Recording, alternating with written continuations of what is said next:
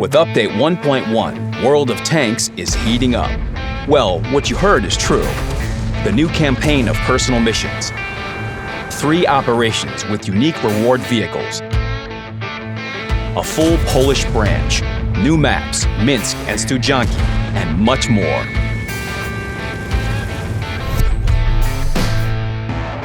We start with the Polish tanks. Update 1.1 introduces 10 tanks from Eastern Europe. Starting the branch at Tier 1 is the 4TP, based on the Vickers Cardin Lloyd. The 4TP has a choice of 2 guns, one with the auto-loading system and one with the traditional barrel. The latter boasts an alpha higher than most opponents of the same tier. Moving on, Tier 2 features the 7TP, a light tank with a good 40mm gun, where the others have an alpha damage of 40. This pole has about 55, a DPM of almost 1200, which is a real advantage.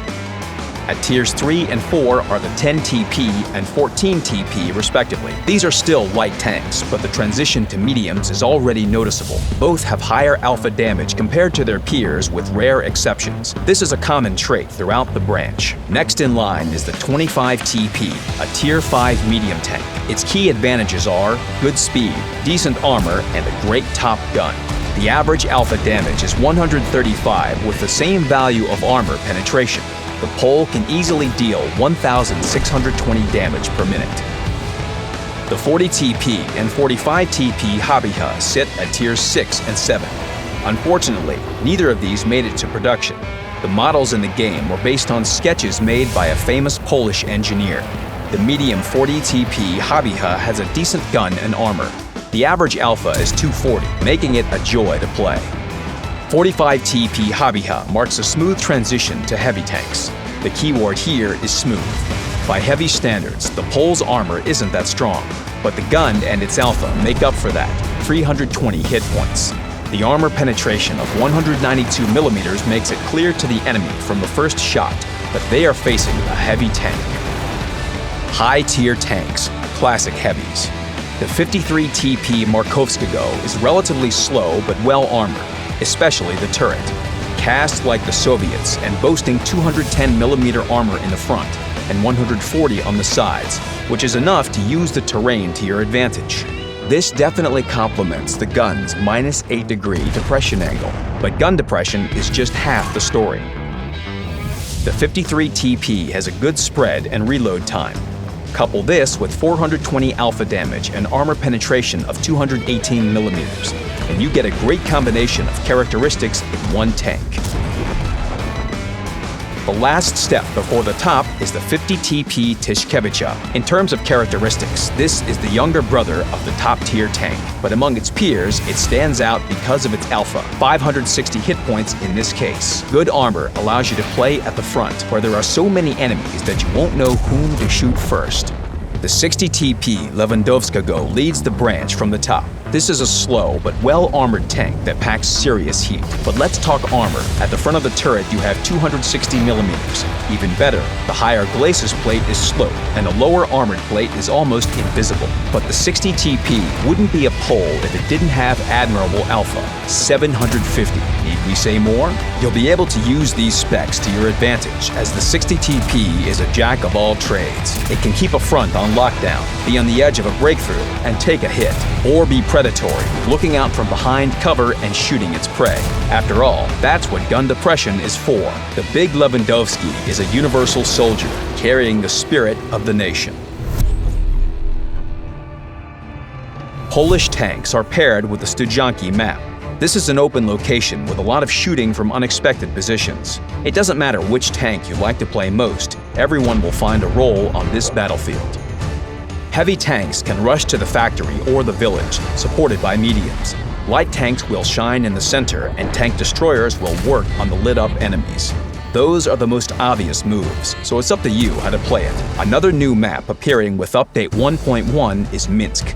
This is the city where wargaming's story began, and development for World of Tanks started. The location in the game takes a number of liberties, but pretty accurately shows the central area of Minsk in the early 1970s. The city is in the midst of a training evacuation. The streets are empty, with helicopters rushing through the air. The map has several zones to attack. Apartments with dense buildings are suitable for well-armored tanks, as it's convenient to hide from artillery and pick off opponents one by one. The greenery has many spots for tank destroyers and light tanks. From here, you can fire on the square with the obelisk. This will help allies advance through the residential area. There are also houses around the circus, and medium tanks maneuvering between them can suddenly attack the enemy from behind. The map turned out to be large and varied, while still understandable. The main paths are clear. At the same time, those who love extravagant tactics will have their time to shine. With the update, Pilsen returned to the game, growing to 1 square kilometer. The changes can be seen immediately. You can see the area of hangars has expanded. On the one hand, there are more shelters and passageways, but on the other, the distances between them increased. Unlike before, taking the front quickly and safely isn't possible now. The eastern part of the map has changed completely. The coal embankments will serve as good cover for light and medium tanks. There is a shoot-through from the central hangar, but be careful and wary of tank destroyers close by. And remember, you can use the railroad shortcut to get behind the enemy. Not only have new locations appeared, but well-known ones have also been modified. Here are the most notable changes on Glacier. The hill close to the aircraft carrier will now feature some cover. The shoot-throughs on the mountain have been balanced, and under the aircraft carrier, a stone has been added to provide cover.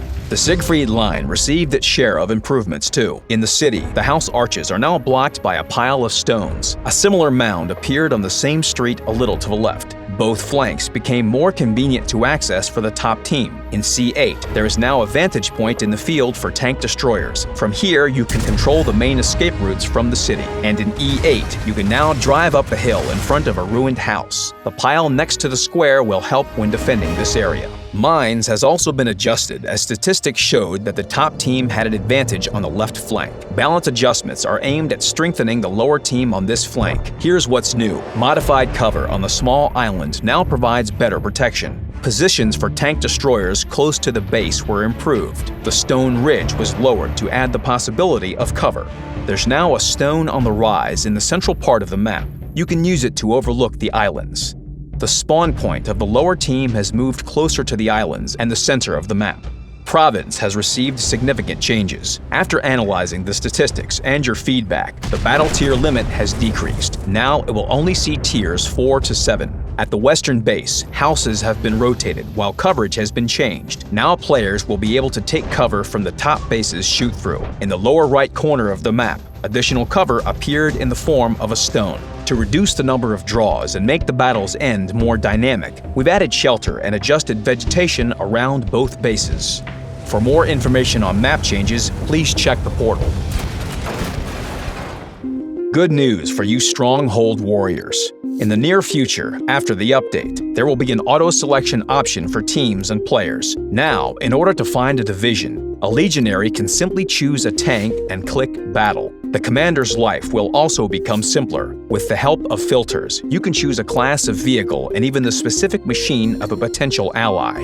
Auto-selection will simplify the process of getting into platoons and forming divisions. The old method of manual selection will still be available. At first, auto-selection will work in Tier 6 divisions, and during the war games, it will be available for Tiers 8 and 10.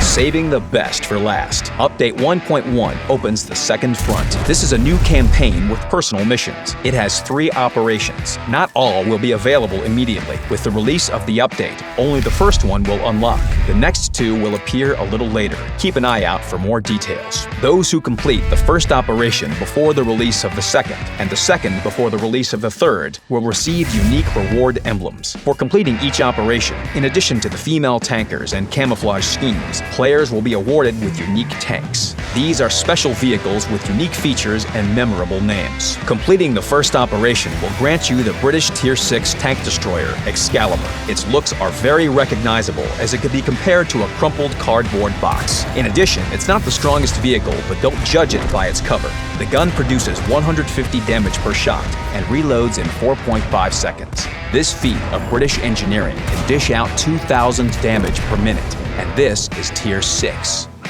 The reward tank of the second operation is also from the British Isles. Meet the Chimera, a Tier 8 medium tank. The average damage is 440 HP, and the front of the turret is slightly thicker than 200 millimeters. The tank's name says it all. It's a real chimera composed of several animals. In this case, it's different vehicle classes. There are traits from mediums, heavies, and even something from tank destroyers.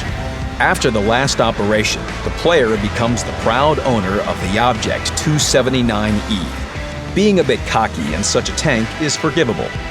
Firstly, you've passed all the missions. That's an honor. And secondly, just look at this big fella. How can you be modest with such a force under your control? At first glance, the 279E leaves more than track marks in battle. 330 millimeters of armor in the turret's front is more than the IS-7. Plus, there's no lower glacis, so that eliminates a weak spot. Average damage is 440 HP. Armor penetration is 258 millimeters with AP and 340 with APCR. And reloading takes a little more than 10 seconds. This is a clear frontline fighter, and it really opens up where you can hide the hull behind cover. The path to these machines is long and tough. In each of the 3 operations, the tasks are divided into groups, not by vehicle class, as in the first campaign, but by national allegiances. There are 4 of them: the Union, the Bloc, the Alliance, and the Coalition. Performing the tasks can only be done with the right national vehicles. The first operation is available to Tier 6 tanks and above. The second allows Tier 7 and above. The third includes Tier 8 or higher. Each of the 3 operations has its own conditions. In the first, your progress is accumulated. It can be accelerated if you perform an additional task. In the second, you need to achieve the goal in one fight. In the third, it's over a series of battles. If you are struggling with a mission, you can use an order to skip it. They are issued for passing the 15th mission with distinction on the second front.